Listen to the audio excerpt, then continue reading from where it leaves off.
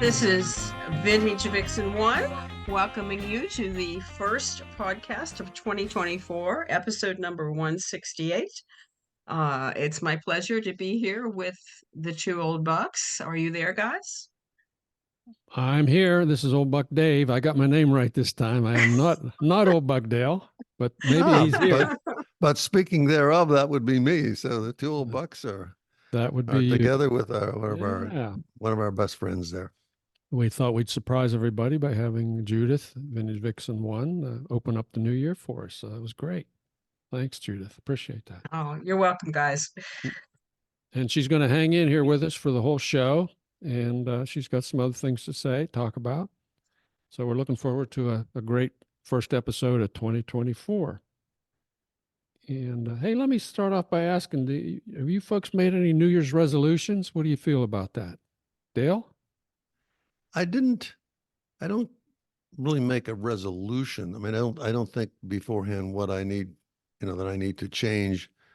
I'm kind of just like looking at each year as it comes. Like there's some stuff I need to do. I need to keep exercising. I need to keep moving.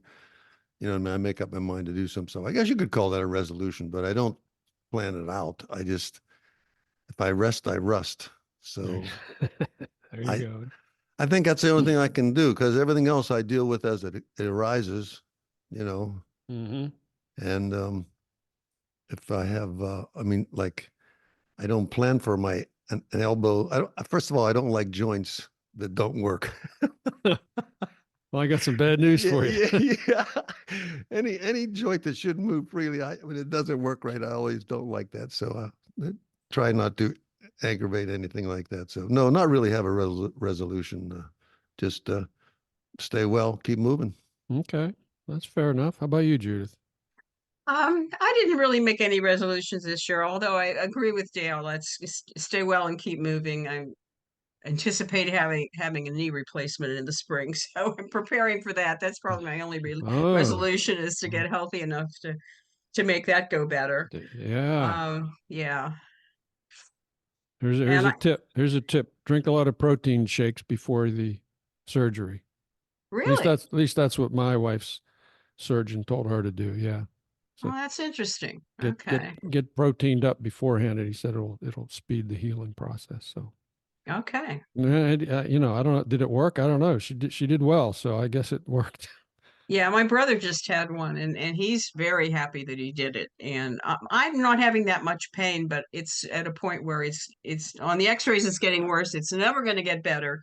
And I said to my doctor, maybe I should just do it before I can't walk, and while I'm still healthy enough for the surgery. And my brother agreed with that. He said, I wish I'd done this years ago. So yeah. There you go. Yeah. Yeah, I guess my resolutions are pretty much in line with yours. Of course, fitness.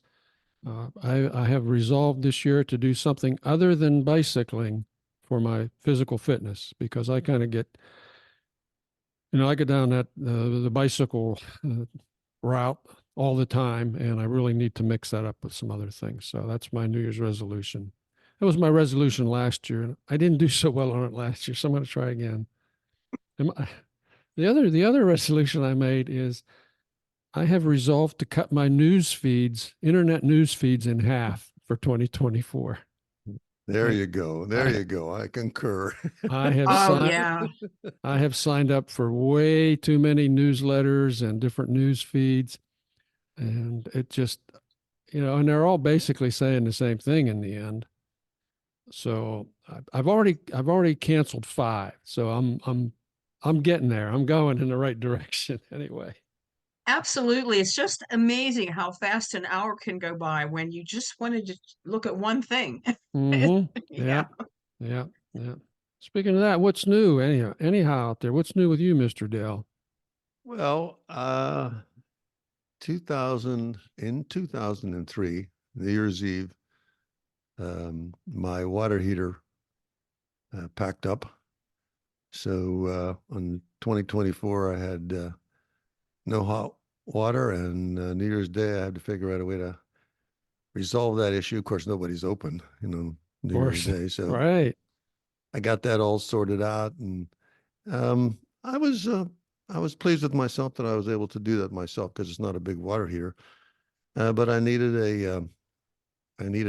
my headlamp that I used for up close work because I don't really need glasses. I just need them to see, you know what I mean? That kind of thing. So, You're getting the CIA and I wanted documents to there. get one of Yeah. those, and then mine broke, and I needed another one, and they didn't have what I wanted, so I had to MacGyver that thing together with some Velcro, and um, but I Wow. got it all together, and the next day I was very tired, and and Yeah. this is what I learned. This is what I learned, Dave, Judith, was that the cost of the water heater is X amount of dollars, and if you pay someone to do it, that's plus X amount of dollars.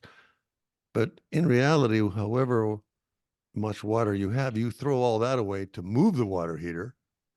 Then you put an equal amount of water back into it. Mm-hmm. So if it's a $50 or 50 gallon, you lose 100 gallons worth of water to get this thing replaced. And then you have to heat that back up to things. So Mm-hmm. that bill sort of comes in the back door. You never realize how much this whole thing cost. Mm-hmm. Oh, So, yeah. so It's like a And it bonus. pains me to hear that because we're in the middle of a drought situation where I am, and we're all rationing our water and trying to use oh, as little as possible. And the idea of throwing all that away, oh uh, my.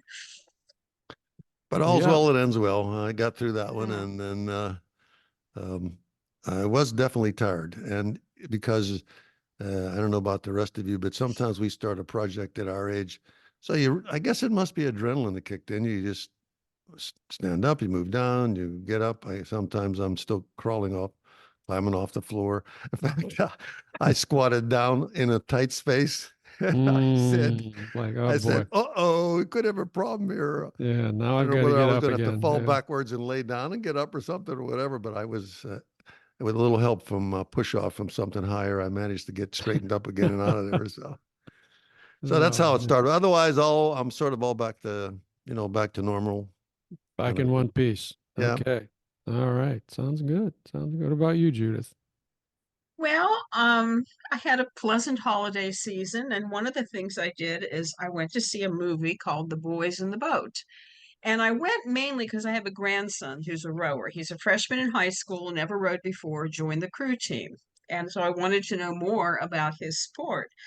But it's a true story about an underdog team from the University of Washington that ends up going to Berlin and winning the gold medal in the Olympics.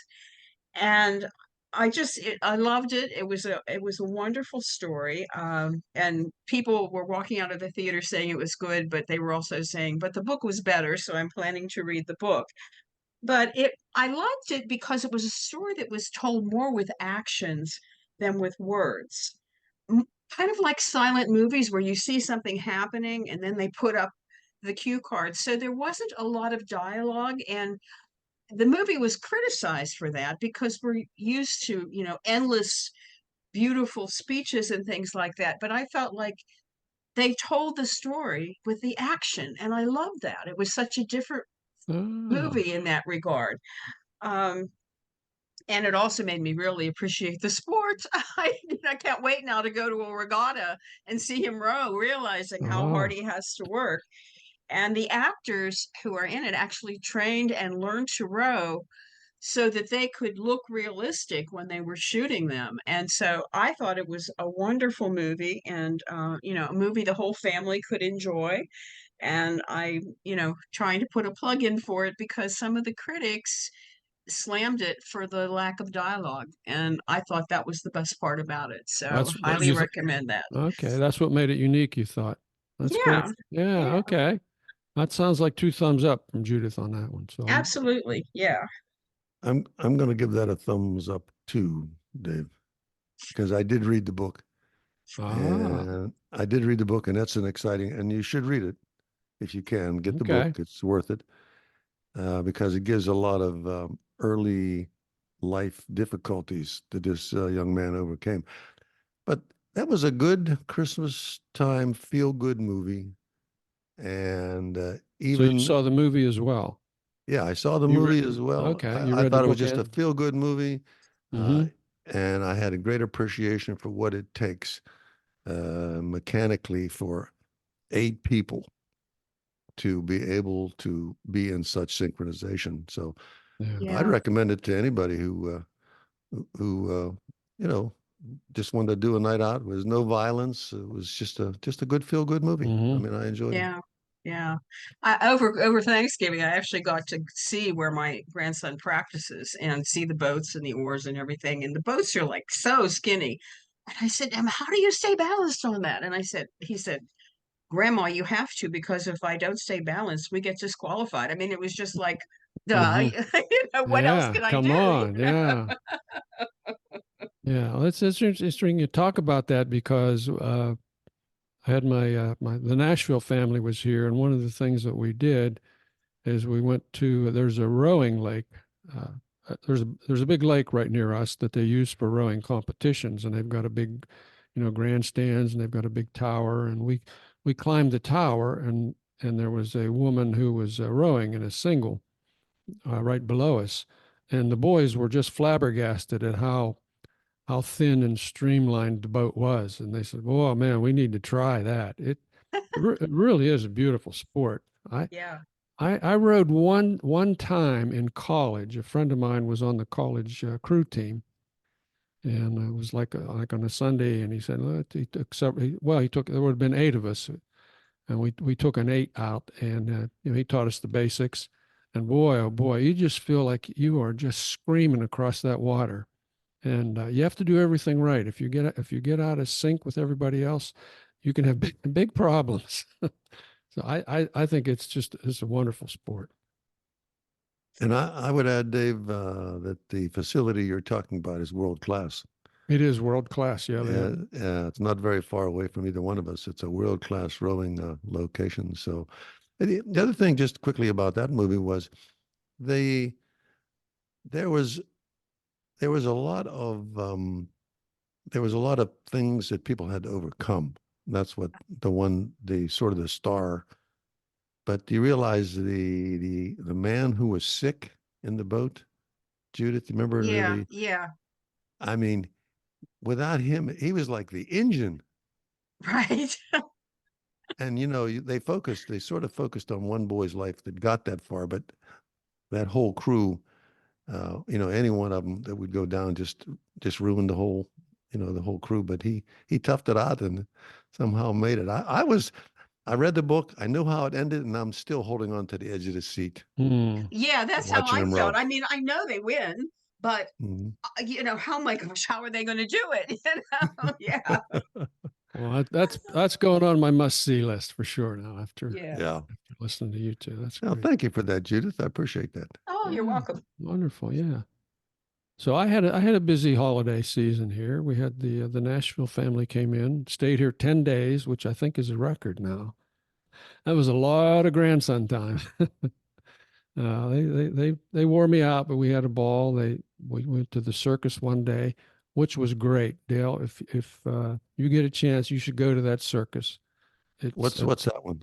the one. It's The behind. Walendas? Yeah, the Walendas. Yeah, yeah, yeah.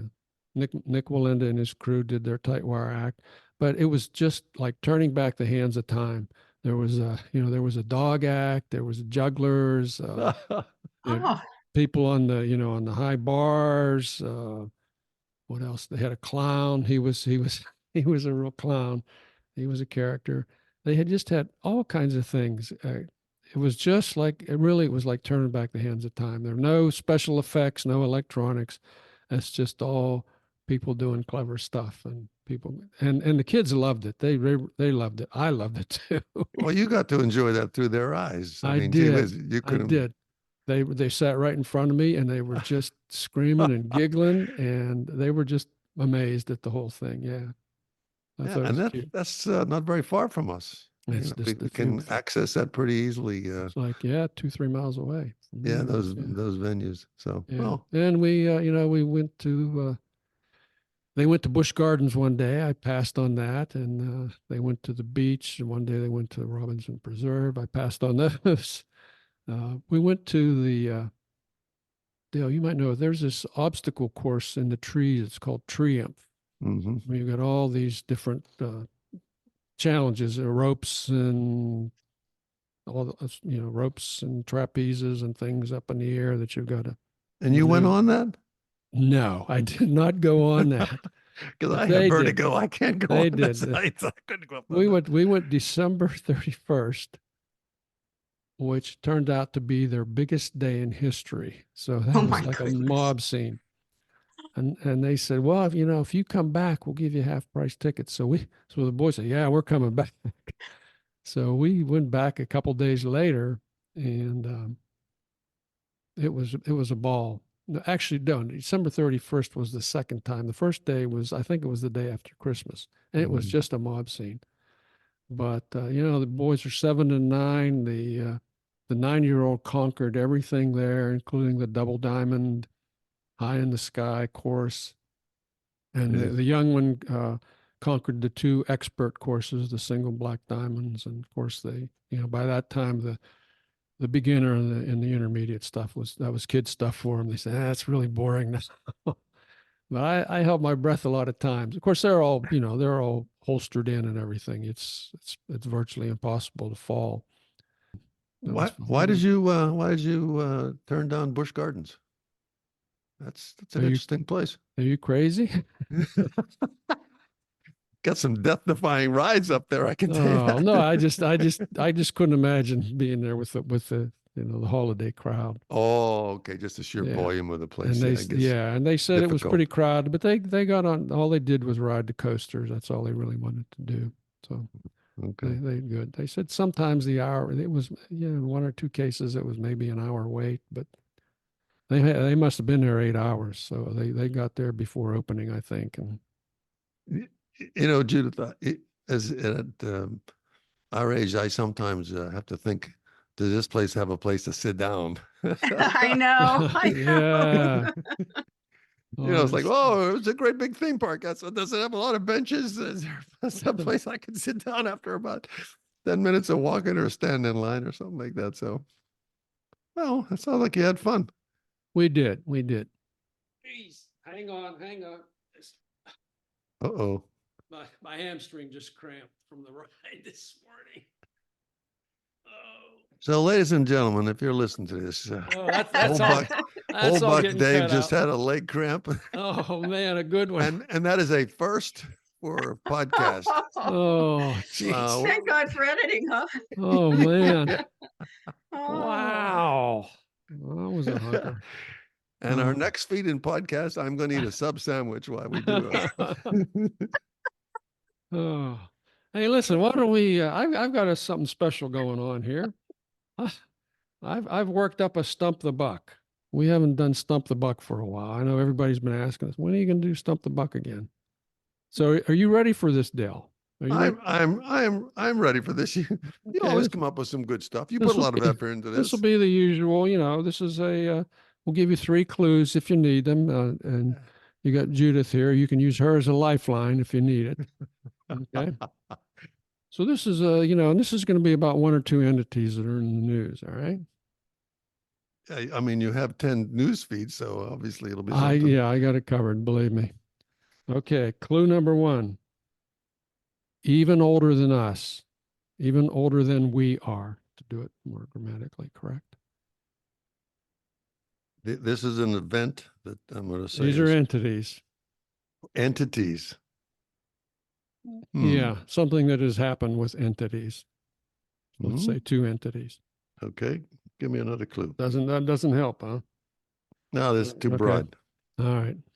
Clue number 2. Opposite of maxi. Well, that would be Minnie.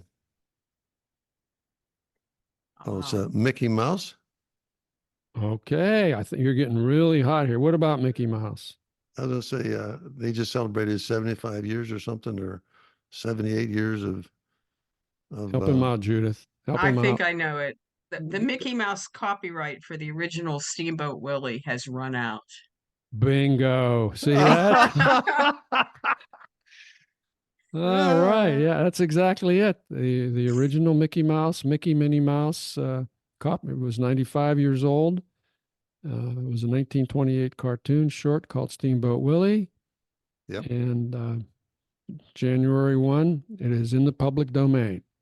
So, and already there's a horror film out. Yeah. With I saw a clip from it. Did Oh, you? It's horrible.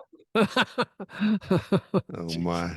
So, well, so Dale, you're going to have to, we're going to have to bring Judith in anytime we get the, No. up the bucks, because I didn't I'm even not have, always as good. I didn't even have to use my third clue, which was 2 rodents on the loose. So I figured I would have had. you might have nailed that one. You were kind of there. You were kind of there. I had a quick flashback. It was like, how'd you do in Miss Neff's class? Did you get the answer to number 2 or something, Judith? Yeah, I did. Did you? No, I didn't get it. I didn't figure it out. So, hey, well, I'll tell you something that I may find. You know, I'm always trying to discovering new things at our age. So, I think at this stage, I'm almost convinced I understand how English is built. Do you know what I mean? I understand how English is built.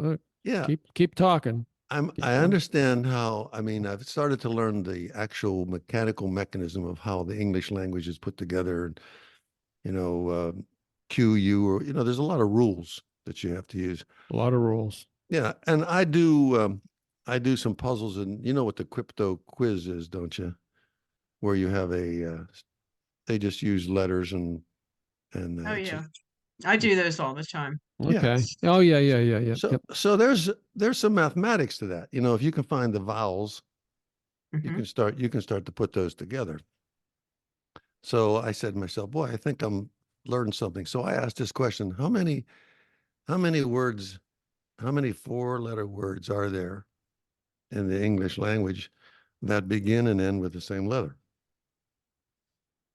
I have no idea. You wouldn't know. I didn't expect you to know that, but there's a lot. 27. I don't know. No, there's a lot. I mean, how many, when you do this crypto, you get a 4-letter word and you can see that the 2 clues are the same letter. So there's how many letters like that words begin with the letter H, or how many begin with the letter K? Like I was looking at that list just before we went on the air here, and I only counted 12 letters that had the same start with the letter K. And I can't even think of one word that starts with the letter K. And the ones that they gave me, I said, geez, I don't ever even use these words. Caffeine? No. No. You know how I spell. I spell terribly. I'm a terrible speller. You are a terrible speller. This day. So that I looked at some of the words, like some of the words that begin and end in the word G. There was only 9 of those. Grog? I know one. Grog. Well, it could be grog was one, but I couldn't think of 9 of them. Mm-hmm. And then the one that we use in the crypto quiz is usually something like hi or that. That usually gives me a clue to get the letter A, and then I can solve the puzzle. But the T's, how many do you think there are in the T's? Do you know the answer? I do know the answer. Oh, okay. Judith, do you know the answer? Judith, you want to take a guess here? I have no idea. 16. No, more than 16. There's actually, I counted, there was 30 letters that started with the letter T. So I'm doing all this stuff, and you know, I'm by myself, I'm thinking this stuff, and I'm starting to chuckle to myself. I'm figuring out the English language finally after 59 years, when I could have used it really well. Yeah. When I really needed it, you know, to be somebody. I didn't know how it worked. So I finally figured it out. So there you go. If you ever run into how many words are there that begin and end in 4-letter words that begin and end in the same letter? Okay. It's like 30. Yeah, when I'm doing those, I always assume that it might be that, because that's a common word in quotations. So if I find something with what would be the TH that has a different letter, and there may be several of those, then I can assume that's the. And that's often a way to get started on those puzzles for me. Well, you know, that's exactly what I look forward to. That'll always break it loose if you run it, and if you think you can make a sense. So these are little tiny things that amuse me at this stage of my life. And I'm thinking, boy, if I was only this smart 59 years ago. Well, at this stage of my life, I figure out if I can still do the crypto quote, I don't have dementia. There you go. That's a good. Thank you very much. That's a good yardstick right there. Yeah. Yeah. That's a good point. Yeah. maybe we could make a contest out of this. See which listener could submit the most number of words that begin and end with T. We'll give the winner. I'll tell you what. You have to agree to this, Del, though. I already told you there's We'll 30. give the winner. We'll There's give only- a lifetime subscription to the 2 old bucks. What'd that be?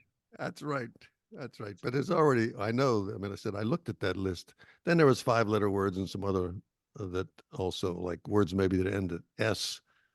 A lot of words begin and start with the letter Okay. S, but the actual 4-letter words are small. So it was a curious, amusing fact that I just amused me now that there's a real rules that build English, and this should be this way. There are rules. Yeah. Yeah, there are definitely rules. There's definitely rules. Okay. Hey, speaking of words, Hmm. why don't we slip over to letters from afar? We got lots of words from listeners here.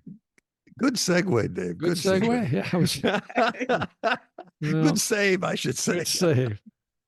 I'd actually like to start with a catch that Judith made. So Judith, you want to tell everybody the catch you made?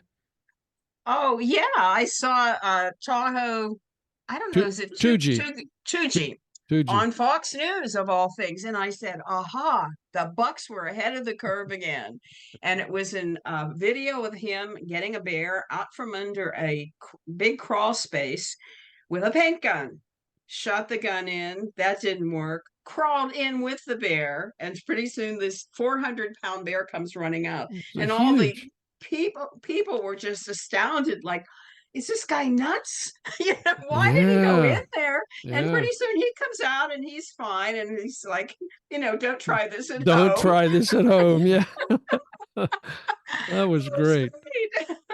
But you're right. We were ahead of the curve. Those suckers at Fox News, they're of course they're all listening to our podcast. So yeah, and it was funny because I was just flipping channels. I wasn't really watching it, and all of a sudden I see this guy and I stopped flipping and watched, and there he was. yeah. So we'll put a link in the liner notes to that Fox News interview. I thought that was great. Yeah. And then after that happened, then I went on to our the 2 Old Bucks Facebook page, which I never go on to or never update. And there was a note from him saying, "Hey, I'm going to be on Fox News tomorrow morning at 6:50 a.m. Eastern time." So I didn't get up in time to catch it, but anyway. So Hey, congratulations, Toogee. You know what I find interesting about that and him is he's made a hobby out of saving the bear. Yeah. You know what I mean? Yeah. Without harming. That's a good thing. Yeah. Yeah, it's really a good thing. And he's just made a hobby out of doing that. And I give him a lot of credit because that could end badly for the bear if it was if there was somebody less concerned doing it. Yeah. So let's talk about, we got one from this is on your binning experience, Dell, when you went to the bin store. Yes. Yeah. So the listener wrote in and said, "I'm with Dell. I do not have the patience to look through stuff. I can't even do more than 4 pages of something I'm specifically looking for on Amazon, Macy's, or Kohl's." So there you go. You've got a soulmate there. It's like, no, I'm not going to do that. It's stupid. The bin thing is just piled high. I mean, digging through that for something I don't need. I mean, I have enough trying to buy a pair of shoes that they have my size in stock. You know what I mean? After a while, the wife says, "That's it. Let's get out of here. You're not going to buy anything today. Get out of here." So, hey, we got a note from another satisfied listener. Listener wrote, "I began listening to your latest episode last night and immediately fell asleep. You are like liquid Xanax." There you go. There you go again. But, I tried that one night. It didn't work for me. Sorry, guys. Oh man, it even works for me. I'll tell you. Hey, Judith, you know that if you might not have listened to this is an early podcast where somebody was not feeling well. They were recovering from some serious surgery or something, I think Dave said. And they just happened to turn it on, and it was somebody that knew us. And they said they fell asleep halfway through. And I Yeah, said, wait, I remember that. Yeah. you remember that? And I said, we should call Yeah. ourselves the Melatonin Brothers. Well, I Mhm. Googled that one time, and I think there actually somebody that did us already sort of copyrighted that name. But I said, well, we'll have to call us the Xanax Brothers now. The Xanax brothers. We're more yeah. potent than melatonin. Yeah, boy, oh boy. Hey, we'll take the compliments wherever we can get them, right? Yeah, there you go. Yeah, jeez. And Whatever way we can do, whatever we can do the most good. That's the way I look yeah, at it. I got one more here. It's not exactly a letter from afar. It is, but it's really not commenting on the show itself. I got an email from an old Chinese friend here the other day. He was from the tungsten industry back when I was working in the tungsten industry. He worked for a Chinese firm at the time, and so we'd see each other several times a year on business. His name's Li Zhang, or LZ as I call him. I always called him LZ. No, actually, and he's Chinese, so Li is actually the family name. So Li is family name first, and then Zhang. He last worked for an antimony mine up in Lapland in Newfoundland. So he's up there where it's way up there in Canada where it's pretty cold. And interestingly, when he was sending me notes there, he was signing them Zhang Li. They kind of anglicized his name to Zhang Li for first name first. But he's still LZ to me, and he still signs the letters LZ. But getting to his note, he had said, "How you doing?" Blah blah blah, and I had sent him a note back saying that my wish was that our two countries could learn to get together better. And he came back and he said, well, that would be my wish too there. And he said, in the new year, that maybe the relations can thaw between us and we can look for ways to make, these two powerful countries find common grounds on some things. And then he sent me a picture, which I think I've sent both of you the picture. I didn't tell you what the picture was about. Oh, yeah. So I saw the picture. Yeah, that's him. That's LZ. And this was at a community New Year's celebration. And he's painting a Chinese character or a symbol for happiness. Okay, so he was painting these and handing them out to people in the community who could hang them in their house for the New Year. So he said he made several of these for people to hang on their walls. So I thought that was pretty cute. Yeah. So. That's interesting that you still are in contact, that you guys became friends. You know what I mean? After all that, of course, you've been doing business for years over the common element. Yeah, I still have a couple Chinese friends that we bing each other once in a while. So that's kind of nice. Okay, I think we're about used up for today here. First episode of the new year, and of course I suffered through my Charley horse. So this is Old Buck Dave saying, thanks for listening in, folks. Keep listening in. Tell your friends. Talk to you next time. Bye-bye. This is Old Buck Dale saying the same thing. Thanks, everybody, for listening. I hope everybody has a great start to the new year. And Old Buck Dale saying I'll talk to you next time. And this is Vintage Vixen 1, also known as Judith. Honored to be with my two old friends again. See you another time, I hope. Bye-bye. That's a deal. Well, you're definitely coming back, Judith. Thanks very much for agreeing to co-host with us today. All right, take care, everybody. Bye.